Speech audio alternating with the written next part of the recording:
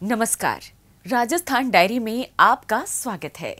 Rising Rajasthan global investment summit की तैयारियों एवं व्यवस्थाओं को पूरा करने के लिए राज्य सरकार जोर शोर से जुटी है। इसमें कहीं कोई कमी ना रह जाए, इसके लिए हाल ही में मुख्यमंत्री भजनलाल शर्मा ने इस समिट की तैयारियों का जायजा लिया। इसी पर पेश है हमारी ये रिपोर्ट। प्रदेश में आगामी 9 से 11 दिसंबर को आयोजित होने वाली rising Rajasthan global investment summit का सफल आयोजन किया जा सके, इसके लिए राज्य सरकार द्वारा कोई कसर नहीं छोड़ी जा रही है। इस समिट की तैयारियों को बेहतर बनाने के साथ साथ उन्हें अंतिम रूप देने के उद्देश्य से मुख्यमंत्री भजनलाल शर्मा ने उनका जायजा लिया। मुख्यमंत्री ने बस में बैठकर जयपुर शहर का दौरा किया। इस दौरान मुख्यमंत्री ने जयपुर एयरपोर्ट से आयोजन स्थल Jaipur exhibition and convention centre तक विभिन्न तैयारियों का अवलोकन किया और अधिकारियों को समिट के ऐतिहासिक आयोजन के लिए आवश्यक दिशा निर्देश दिए। मुख्यमंत्री ने आयोजन स्थल जेईसीसी पहुंचकर उद्घाटन सत्र के दौरान आयोजित होने वाली गतिविधियों, अतिथियों की बैठक व्यवस्था और अन्य तैयारियों के विषय में जानकारी लेते हुए अधिकारियों को तैयारियों को अंतिम रूप देने के निर्देश दिए। मुख्यमंत्री समिट के दौरान होने वाले सांस्कृतिक कार्यक्रमों की व्यवस्थाओं का अवलोकन करने के लिए जय महल पैलेस भी पहुंचे। राजस्थान अपनी मेहमान नवाजी के लिए प्रसिद्ध है। इस समिट में राज्य के आतिथ्य, संस्कृति और परंपराओं की अद्भुत झलक देखने को मिलेगी। मुख्यमंत्री ने निरीक्षण के दौरान अधिकारियों को निर्देश दिए कि समिट में देश विदेश से शामिल होने वाले निवेशकों, उद्योगपति और अतिथि गणों के आतिथ्य में किसी भी तरह की कमी नहीं आनी चाहिए। उन्होंने एयरपोर्ट से आयोजन स्थल तक पहुंचने के विभिन्न रूट का निरीक्षण किया। इसके साथ ही उन्होंने वहां साफ सफाई, ट्रैफिक व्यवस्था, सड़कों का सुदृढ़ीकरण, शहर का सौंदर्यीकरण, आवागमन संबंधी संसाधन सहित विभिन्न बिंदुओं पर अधिकारियों को नियमित मॉनिटरिंग के निर्देश दिए।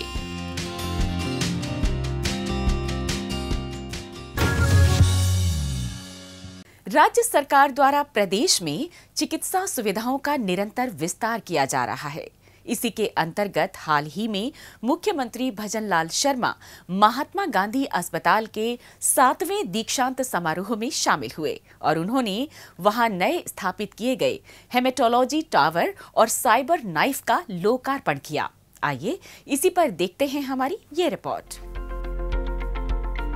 हाल ही में जयपुर स्थित महात्मा गांधी यूनिवर्सिटी के 7वें दीक्षांत एवं लोकार्पण समारोह का आयोजन किया गया। मुख्यमंत्री भजनलाल शर्मा ने भी इस समारोह में मुख्य अतिथि के तौर पर शिरकत की। इस दौरान मुख्यमंत्री ने नव स्थापित हेमेटोलॉजी टावर एवं साइबर नाइफ का लोकार्पण किया। साथ ही उन्होंने टावर में उपलब्ध कराई गई सुविधाओं का जायजा भी लिया। इसी क्रम में मुख्यमंत्री ने पेट स्कैन मशीन का भी फीता काटकर शुभारंभ किया। इसके साथ साथ उन्होंने मशीन का निरीक्षण करते हुए उसके संबंध में तमाम महत्वपूर्ण जानकारी भी प्राप्त की। इसी श्रृंखला में मुख्यमंत्री महात्मा गांधी यूनिवर्सिटी के दीक्षांत समारोह में पहुंचे। इस कार्यक्रम में मुख्यमंत्री ने मेडिकल के विभिन्न डिग्रियों से उत्तीर्ण विद्यार्थियों को स्वर्ण पदक एवं डिग्री प्रदान कर सम्मानित किया। मुख्यमंत्री ने डिग्री प्राप्त करने वाले विद्यार्थियों को बधाई देते हुए उनके उज्जवल भविष्य की कामना की। उन्होंने कहा कि महात्मा गांधी अस्पताल चिकित्सा सेवा एवं मानव सेवा के लिए उत्कृष्ट कार्य कर रहा है।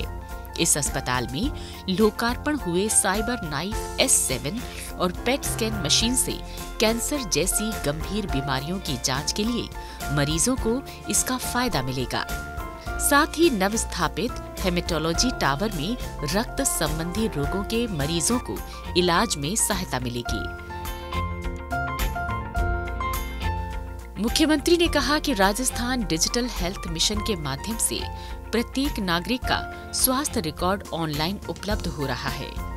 उन्होंने कहा कि राज्य सरकार मुख्यमंत्री आयुष्मान आरोग्य हेल्थ इंफ्रास्ट्रक्चर मिशन के तहत चिकित्सकीय बुनियादी ढांचे को बेहतर बना रही है, जिसमें हेल्थ सेक्टर में 3 वर्ष में 15,000 करोड़ के कार्य करवाए जाएंगे। साथ ही मुख्यमंत्री आयुष्मान आरोग्य योजना के तहत 5 लाख तक का निशुल्क इलाज उपलब्ध हो रहा है। उन्होंने कहा कि प्रदेश में गुणवत्तापूर्ण स्वास्थ्य सुविधाएं मिलने से मेडिकल टूरिज्म तेजी से बढ़ा है। ऐसे में मेडिकल वैल्यू ट्रैवल पॉलिसी के माध्यम से इसको और विस्तार मिलेगा। उन्होंने कहा कि राज्य सरकार अंतिम पायदान पर खड़े व्यक्ति को पूर्ण इलाज उपलब्ध करवाने के लिए काम कर रही है। आइए अब डालते हैं एक नजर कुछ और खबरों पर। जयपुर स्थित मुख्यमंत्री कार्यालय में संविधान दिवस कार्यक्रम आयोजित किया गया। मुख्यमंत्री भजनलाल शर्मा इस कार्यक्रम में शामिल हुए। इस अवसर पर मुख्यमंत्री ने कहा कि राज्य सरकार संविधान में निहित लोक कल्याण की मूल भावना को सर्वोपरि मानते हुए प्रदेशवासियों के कल्याण के लिए समर्पित भाव से काम कर रही है। उन्होंने कहा कि हमारी सरकार ने विभिन्न योजनाओं और नीतियों के माध्यम से संविधान की मूल भावना को साकार किया है।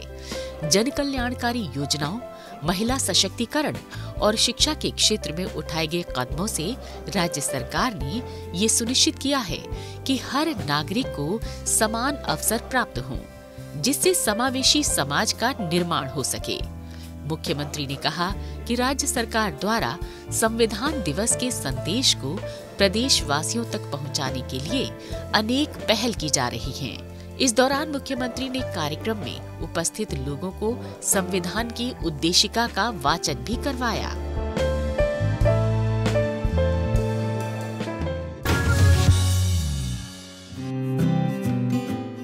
मुख्यमंत्री भजनलाल शर्मा ने जयपुर स्थित मुख्यमंत्री कार्यालय में स्कूल शिक्षा विभाग की समीक्षा बैठक बुलाई। इस अवसर पर मुख्यमंत्री ने अधिकारियों को विभागीय बजट घोषणाओं को त्वरित गति से पूरा करने के निर्देश दिए। उन्होंने कहा कि विद्यालयों में शिक्षण कार्य सुचारू रूप से चले, इसके लिए सत्र के प्रारंभ में ही विद्यार्थियों को लगभग 3.5 करोड़ पाठ्य पुस्तकों का निशुल्क वितरण किया गया है।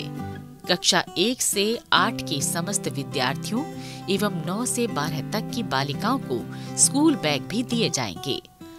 आगामी माह में 1,25,000 बालिकाओं को साइकिल भी वितरित की जाएंगी। आगे मुख्यमंत्री ने कहा कि शिक्षा के क्षेत्र में राज्य को मॉडल स्टेट बनाएंगे।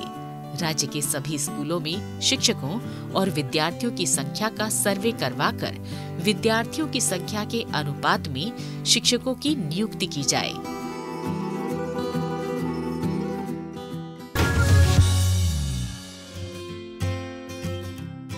मुख्यमंत्री भजनलाल शर्मा ने पर्यटन, कला एवं संस्कृति विभाग की समीक्षा बैठक बुलाई।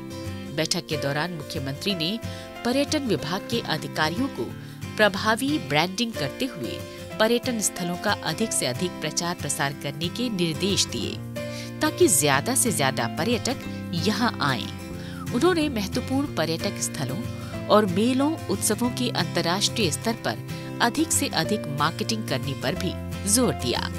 मुख्यमंत्री ने पर्यटन स्थलों के विकास कार्यों का वर्गीकरण करते हुए उच्च प्राथमिकताओं के उन कार्यों को त्वरित निस्तारित करने के निर्देश भी दिए, जहां पर्यटकों की आवक ज्यादा है और राज्य सरकार के राजस्व में भी वृद्धि अपेक्षित है। इसके साथ ही मुख्यमंत्री ने कहा कि पर्यटन क्षेत्र में रोजगार के अवसरों को बढ़ाने के लिए राज्य सरकार प्रतिबद्धता के साथ कार्य कर रही है। इसी क्रम में मुख्यमंत्री पर्यटन कौशल विकास कार्यक्रम के तहत 2 वर्षों के अंदर 20,000 युवाओं एवं लोक कलाकारों को पारंपरिक कला एवं आतिथ्य संबंधी प्रशिक्षण देकर रोजगार के अवसर उपलब्ध कराए जाएंगे। मुख्यमंत्री ने कहा कि पर्यटन विभाग के अधिकारी प्रदेश के प्राचीन स्मारकों और पैनोरमा को अधिक आकर्षक बनाने के लिए प्रभावी कदम उठाएं। इसके साथ साथ मुख्यमंत्री ने कहा कि युवा पीढ़ी को राजस्थान की गौरवशाली ऐतिहासिक विरासत से रूबरू कराने के लिए कार्य योजना बनाई जाए। जिला स्तर पर स्कूली विद्यार्थियों को क्षेत्रीय स्मारकों पर नियमित यात्राएं करवाई जाएं। उन्होंने राजस्थान पर्यटन विकास निगम की संपत्तियों की प्रभावी निगरानी करने के निर्देश भी दिए। मुख्यमंत्री ने अधिकारियों को बजट में पर्यटन से संबंधित की गई सभी घोषणाओं की नियमित मॉनिटरिंग कर उन्हें समय पर पूर्ण करने के निर्देश दिए। इसके अलावा मुख्यमंत्री ने कहा कि राजस्थान में जल्द ही नवीन पर्यटन नीति लाई जाएगी। इससे राज्य में पर्यटन की गति को बढ़ावा मिलेगा और पर्यटन स्थलों पर आधारभूत सुविधाएं विकसित होंगी। उन्होंने कहा कि राज्य में इको, रूरल, हेरिटेज एवं एडवेंचर टूरिज्म को बढ़ावा देने के लिए राजस्थान पर्यटन विकास बोर्ड का गठन भी किया जा रहा है।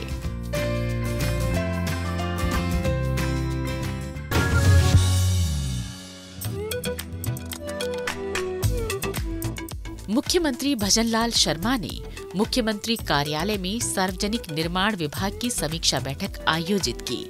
इस दौरान मुख्यमंत्री ने निर्देश दिए कि वर्ष 2024-25 की बजट घोषणा एवं अन्य घोषणाओं के तहत बनने वाली सड़कों के निर्माण कार्य को समय से पूरा किया जाए। उन्होंने सड़क निर्माण कार्यों में गुणवत्ता सुनिश्चित करने के लिए निरंतर जांच करने एवं गुणवत्ता में कमी पाए जाने पर कार्रवाई करने के निर्देश दिए।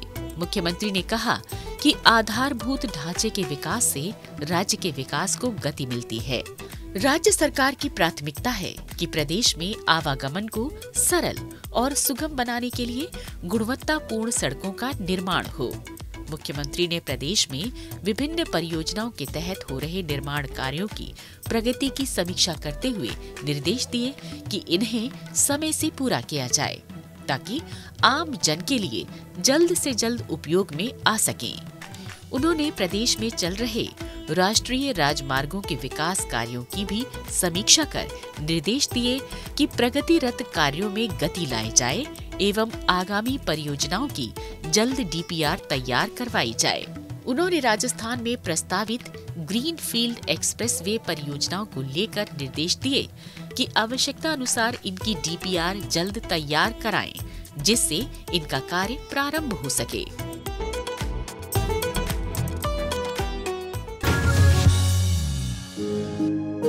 हाल ही में मुख्यमंत्री भजनलाल शर्मा ने जन स्वास्थ्य अभियांत्रिकी विभाग की समीक्षा बैठक बुलाई। इस दौरान मुख्यमंत्री ने कहा कि नागरिकों को स्वच्छ पेयजल उपलब्ध कराने के लिए राज्य सरकार प्राथमिकता से कार्य कर रही है। उन्होंने कहा कि इसके लिए धन की किसी प्रकार की कमी नहीं आने दी जाएगी। विभागीय अधिकारी योजनाओं को चरणबद्ध रूप से आगे बढ़ाते हुए केंद्र एवं राज्य सरकार से प्राप्त बजट का समय पर उपयोग करें। उन्होंने अधिकारियों को निर्देश दिए कि जल जीवन मिशन एवं अमृत 2.0 योजना के तहत चल रहे कार्यों और बजट घोषणाओं से जुड़े कार्यों की नियमित मॉनिटरिंग कर इन्हें शीघ्र पूरा किया जाए। इसके साथ ही मुख्यमंत्री ने कहा कि जल जीवन मिशन के तहत 10.32 लाख कनेक्शन दिए जा चुके हैं। उन्होंने इस योजना के कार्यों में तेजी लाते हुए गुणवत्ता का विशेष ध्यान रखने पर जोर दिया। उन्होंने कहा कि जल जीवन मिशन के तहत गांव में लगने वाले नलकूपों एवं जल आपूर्ति प्रणाली के संचालन के लिए आवश्यक विद्युत की व्यवस्था सोलर प्लांट लगाकर की जाए। साथ ही ग्रामीण क्षेत्रों में हुए कनेक्शनों के रखरखाव के लिए स्थानीय ग्राम पंचायतों की सक्रिय भूमिका सुनिश्चित की जाए। मुख्यमंत्री ने कहा कि जल जीवन मिशन एवं अमृत 2.0 सहित विभागीय योजनाओं के तहत पाइपलाइन बिछाने के कार्यों में इस बात का विशेष ध्यान रखा जाए कि आम जन को इससे परेशानी न हो।